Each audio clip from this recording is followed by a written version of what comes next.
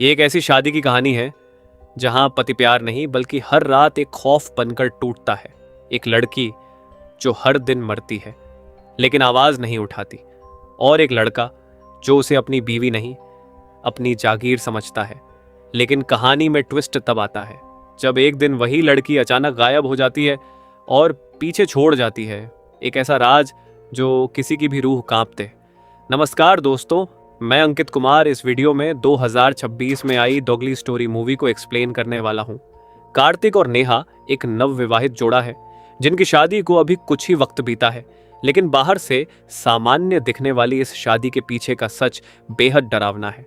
बंद दरवाजों के पीछे कार्तिक एक हैवान है जो हर दिन अपनी पत्नी नेहा के साथ मारपीट करता है और उसकी मर्जी के खिलाफ उसके साथ शारीरिक संबंध बनाता है।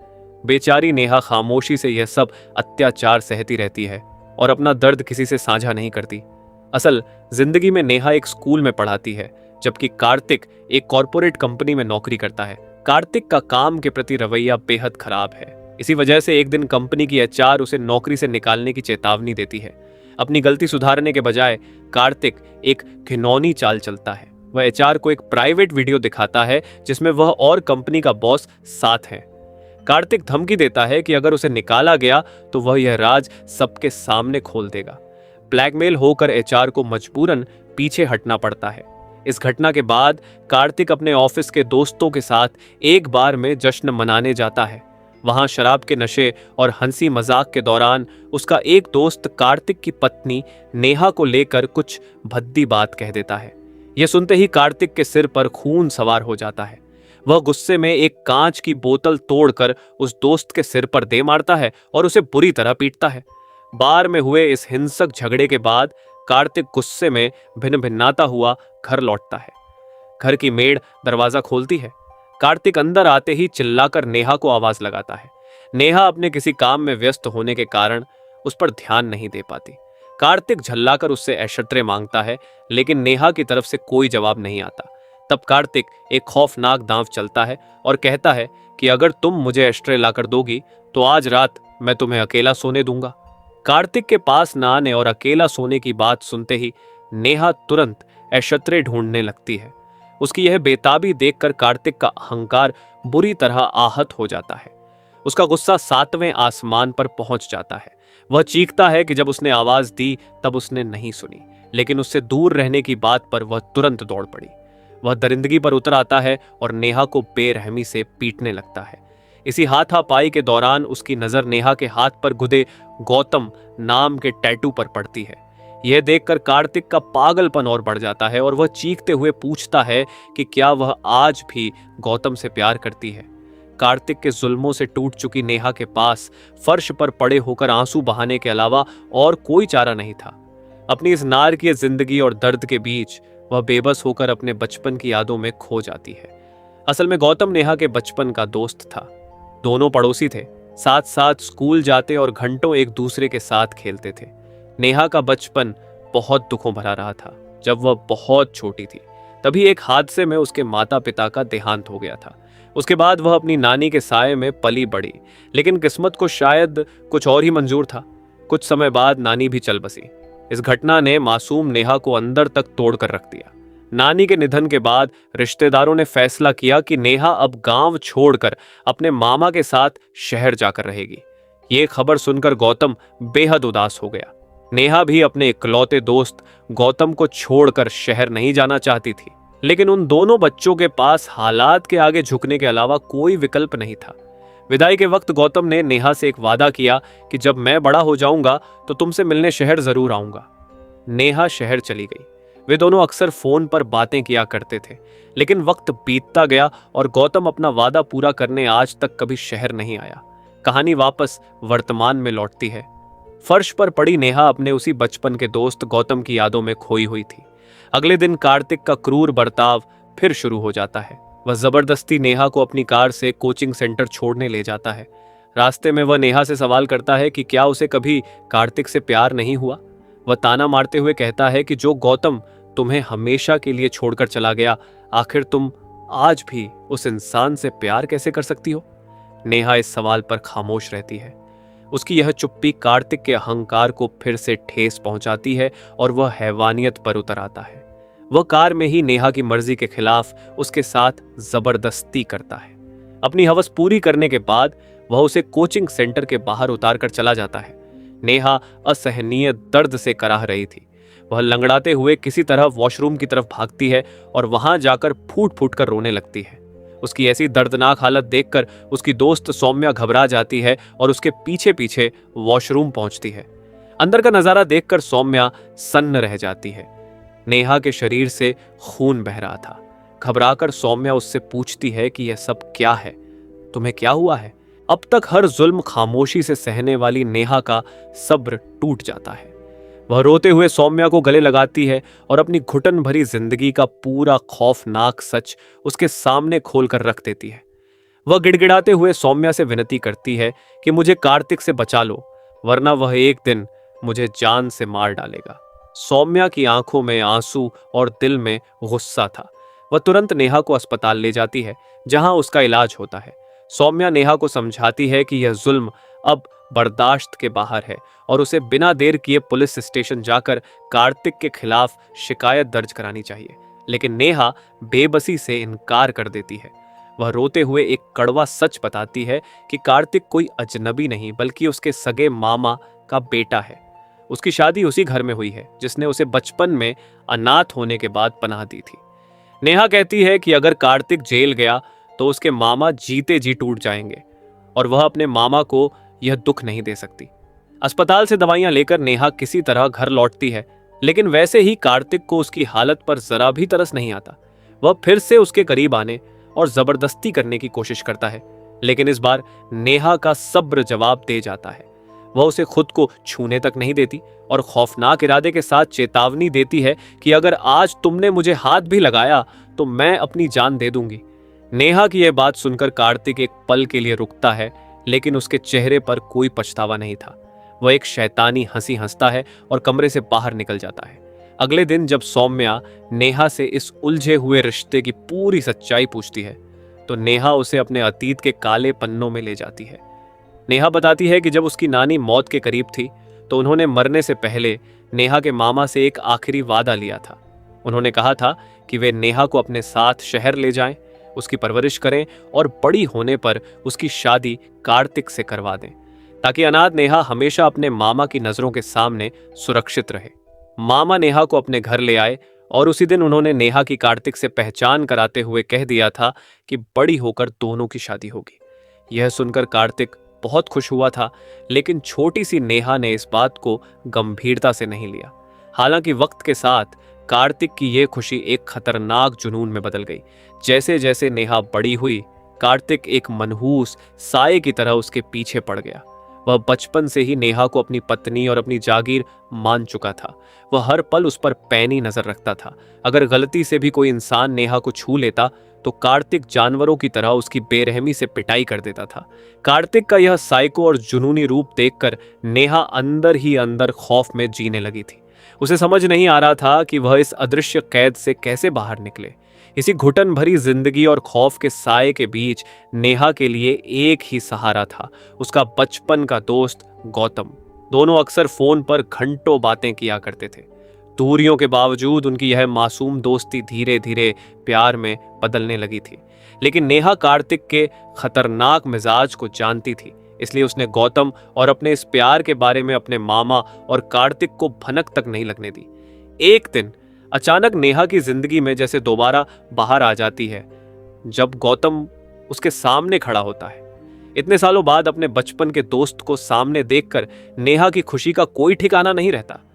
दरअसल गौतम के पिता की तबीयत काफी खराब थी और वह उनका बेहतर इलाज कराने के लिए उन्हें शहर लेकर आया था। उसका परिवार भी वहीं रुका हुआ था। गौतम के शहर आने से नेहा की जिंदगी में एक नई रोशनी आ जाती है। वह गौतम और उसके परिवार के साथ काफी वक्त बिताने लगती है। उसके घर वालों से मिलकर नेहा को उस अपनेपन का एहसास होता है जिसके लिए वह सालों से तरस रही थी। गौतम के प्रति अपने बेइंतहा प्यार को जाहिर करने के लिए नेहा अपने हाथ पर गौतम के नाम का टैटू भी बनवा लेती है। लेकिन नेहा की यह खुशी कार्तिक को रास नहीं आती। एक दिन जब गौतम नेहा को उसके घर छोड़ने आ रहा था तो कार्तिक की नजर उन दोनों पर पड़ जाती है। जलन और गुस्से से पागल कार्तिक बीच रास्ते में ही गौतम को रोक लेता है और उस पर टूट पड़ता है। वह गौतम को बेतहाशा पीटता है। दुर्भाग्य से नेहा के मामा किसी काम से शहर से बाहर गए हुए थे, इसलिए वह चाहकर भी उन्हें गौतम या कार्तिक की इस दरिंदगी के बारे में कुछ नहीं बता पाती। इधर कार्तिक का पागलपन सारी हदें पार कर देता है। वह नेहा को डराते हुए खुली धमकी देता है कि अगर उसने चुपचाप उससे शादी नहीं की तो वह गौतम को जान से मार देगा। कार्तिक की धमकियों और गौतम की जान को खतरे में देखकर नेहा अंदर तक कांप जाती है। डर और बेबसी में आकर वह अपनी जान देने की कोशिश करती है। एन उसी वक्त उसके मामा वहां पहुंच जाते हैं और नेहा की हालत देखकर उनके होश उड़ जाते हैं। वह कार्तिक की मदद से नेहा को तुरंत अस्पताल ले जाते हैं। जब नेहा की हालत सुधरती है और उसे होश आता है तो उसे एक और बड़ा झटका लगता है। उसे पता चलता है कि गौतम अपने परिवार के साथ वापस गांव जा चुका है और उसका फोन भी नहीं लग रहा। गौतम के इस तरह अचानक चले जाने से नेहा गहरी उलझन और तनाव में डूब जाती है। इधर अस्पताल से वापस आने के बाद कार्तिक नेहा को घर ले आता है और अपने पिता के सामने साफ कह देता है कि वह हर हाल में नेहा से ही शादी करेगा। वह बेशर्मी से कहता है कि वह जानता है नेहा गौतम से प्यार करती है, लेकिन गौतम तो उसे छोड़कर भाग गया, इसलिए अब नेहा सिर्फ उसकी है। नेहा रोते हुए अपने मामा से कहती है कि वह किसी भी कीमत पर कार्तिक से शादी नहीं कर सकती। अपनी भांजी को इस तरह तड़पता देख मामा आखिरकार कार्तिक के बचपन का एक स्याह सच नेहा को बताते हैं कि जब कार्तिक पैदा हुआ था तभी उसकी मां का देहांत हो गया था। मुझे अकेले ही उसे पालना पड़ा, लेकिन अपने काम और बिजनेस में मैं इतना उलझा रहा कि कार्तिक पर कभी ध्यान ही नहीं दे पाया। मेरे वक्त न देने की वजह से कार्तिक बचपन से ही बहुत अकेला पड़ गया। उस अकेलेपन को दूर करने के लिए उसने अपने पास एक गुड़िया रख ली थी। वह दिन रात उसी बेजान गुड़िया से बातें करता था और उसे अपनी जागीर मान बैठा था, और आज तुम उसके लिए वही गुड़िया बन चुकी हो। मामा अपनी बात आगे बढ़ाते हुए नेहा को बताते हैं कि कार्तिक के अजीब बर्ताव से परेशान होकर उन्होंने उसे एक डॉक्टर को दिखाया था। डॉक्टर ने सलाह दी कि कार्तिक को अपने खोल से बाहर निकालकर दूसरे बच्चों के साथ घुलने मिलने का मौका दिया जाए। मामा ने कोशिश भी की। उन्होंने कार्तिक को बाहर खेलने भेजा, लेकिन नतीजा हमेशा भयानक होता। कार्तिक या तो बच्चों को पूरी तरह परेशान करता या उनके साथ हिंसक मारपीट करके घर लौटता। मामा समझ ही नहीं पा रहे थे कि इस लाइलाज पागलपन का क्या किया जाए। लेकिन जब अनाथ नेहा उस घर में आई तो एक चमत्कार सा हुआ। नेहा को देखते ही कार्तिक पूरी तरह बदल गया। उसने उस बेजान प्लास्टिक की गुड़िया को हमेशा के लिए अपनी जिंदगी से निकाल फेंका और नेहा के साथ बहुत अच्छे से रहने लगा। ये बदलाव देखकर मामा के मन में एक झूठी उम्मीद जाग गई। उन्हें लगा कि अगर नेहा और कार्तिक की शादी हो जाए तो कार्तिक का मानसिक संतुलन पूरी तरह ठीक हो जाएगा और उसका गुस्सा हमेशा के लिए शांत हो जाएगा। इसी उम्मीद में उन्होंने नेहा के सामने कार्तिक से शादी करने का प्रस्ताव रखा। एक मानसिक रूप से बीमार इंसान से शादी करने के लिए नेहा किसी भी कीमत पर तैयार नहीं थी, लेकिन तभी वहां कार्तिक आ धमका। उसकी आंखों में एक अजीब सी सनक थी।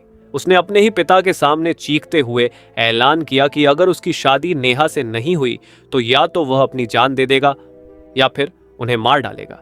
फिर वह नेहा की तरफ मुड़ा और एक खौफनाक धमकी दी कि अगर तुमने मुझसे शादी के लिए हामी नहीं भरी तो मैं तुम्हारे इन प्यारे मामा की जान ले लूंगा। अपने मामा की जान खतरे में देखकर नेहा अंदर तक टूट गई। जिन मामा ने उसे अनाथ होने पर छत दी थी, उनकी जान बचाने के लिए नेहा के पास कोई और विकल्प नहीं था। बेबसी के आंसुओं के साथ उसने इस शादी के लिए हां कर दी। उस दिन के बाद से नेहा एक ऐसी शादी के बंधन में बंध गई जो उसके लिए किसी नरक से कम नहीं था। वह बस घुट घुट कर कार्तिक के जुल्मों को झेल रही थी। कहानी एक बार फिर वर्तमान की उस खौफनाक रात में लौटती है। बेडरूम में कार्तिक का वहशीपन फिर जाग उठता है और वह नेहा के साथ जबरदस्ती करने की कोशिश करता है, लेकिन इस बार नेहा की सहन शक्ति जवाब दे जाती है। वह कार्तिक को पूरी ताकत से धक्का देती है और चीख कर कहती है कि अगर तुमने मुझे छुआ भी तो मैं खुद को खत्म कर लूंगी। एक साइकोपैथ के लिए यह धमकी कोई मायने नहीं रखती। कार्तिक एक खौफनाक हंसी हंसता है और पास रखा पेट्रोल अपने ऊपर उंडेल लेता है। हाथ में माचिस लेकर वह नेहा को घूरते हुए कहता है कि अगर तुमने मुझे अभी इसी वक्त आई लव यू नहीं बोला तो मैं खुद को आग लगा लूंगा। कार्तिक के इस आत्मघाती पागलपन को देखकर नेहा बुरी तरह सहम जाती है।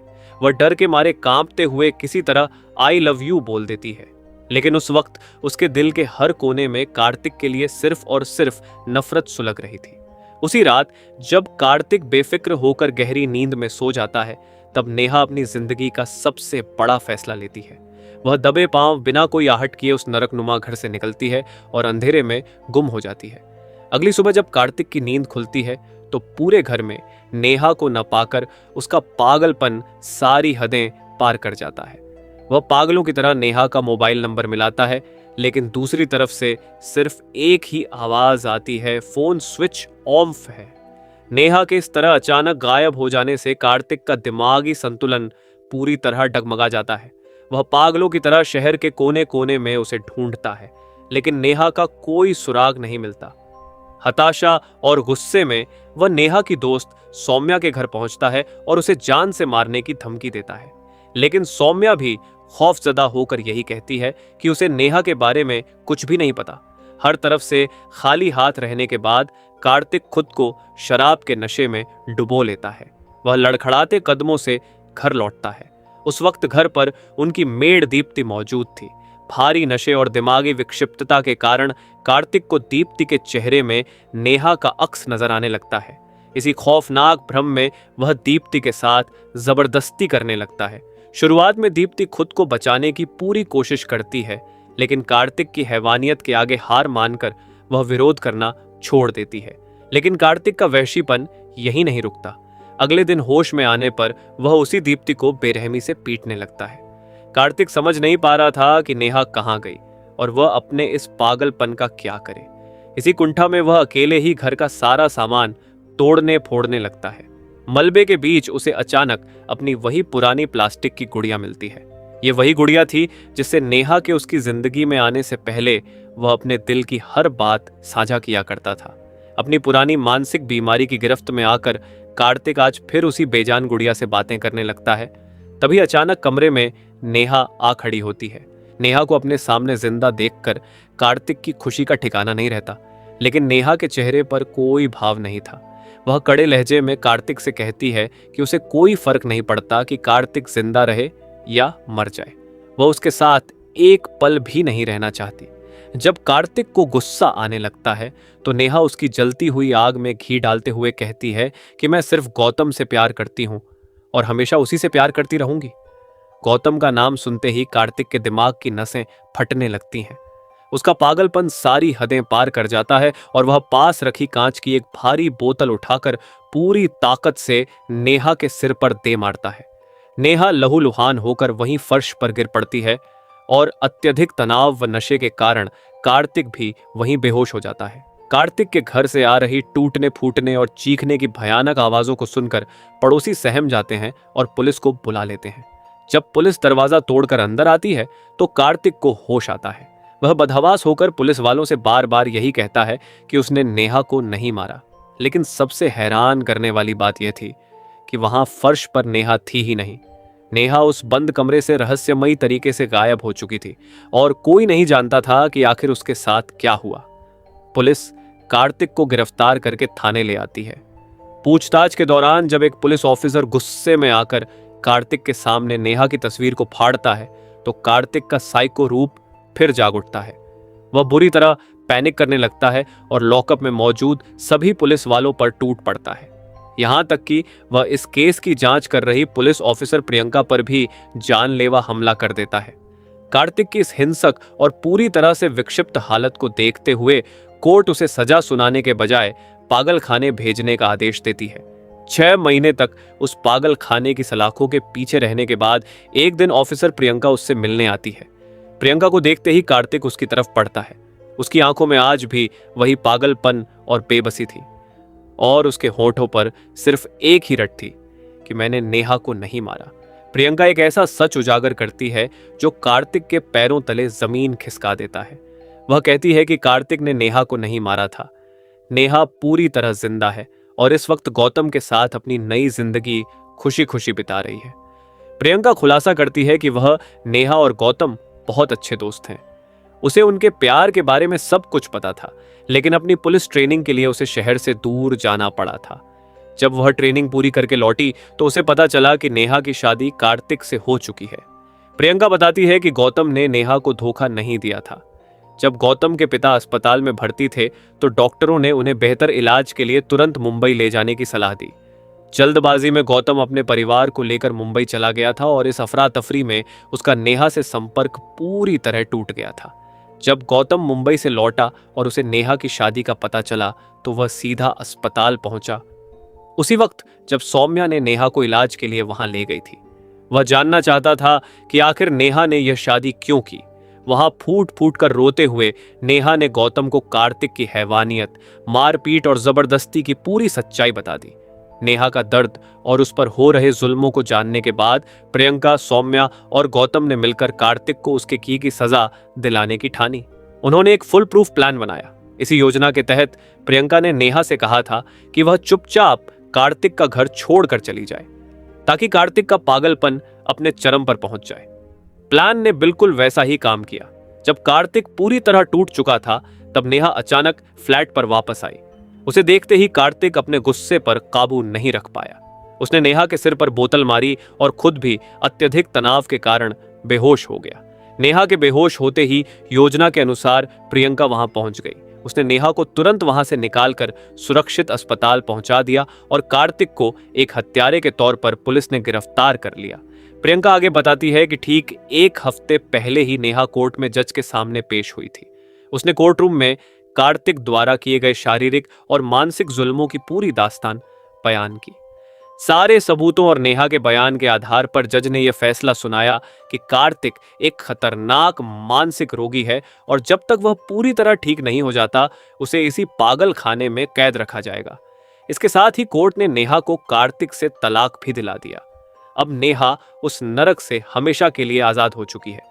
उसने गौतम से शादी कर ली है और आज वह उसके साथ एक बेहद खुशहाल और महफूज जिंदगी जी रही है। यह पूरा सच सुनने के बाद कार्तिक अंदर से पूरी तरह टूट जाता है। उसका गुरूर और उसका पागलपन दोनों हार चुके थे। उसके पास अब पछतावे और अपनी उस गुड़िया यानी नेहा की यादों के अलावा कुछ नहीं बचा था। वह पागल खाने की उसी ठंडी कोठरी में बैठकर बेबसी से नेहा को याद करने लगता है और इसी दर्दनाक और न्यायपूर्ण अंत के साथ यह कहानी खत्म हो जाती है। इसी के साथ हम आपसे विदा लेते हैं। अगर वीडियो अच्छा लगा हो तो वीडियो को लाइक करें और साथ ही इसी तरह की और वीडियो देखने के लिए चैनल को सब्सक्राइब करना न भूलें। धन्यवाद।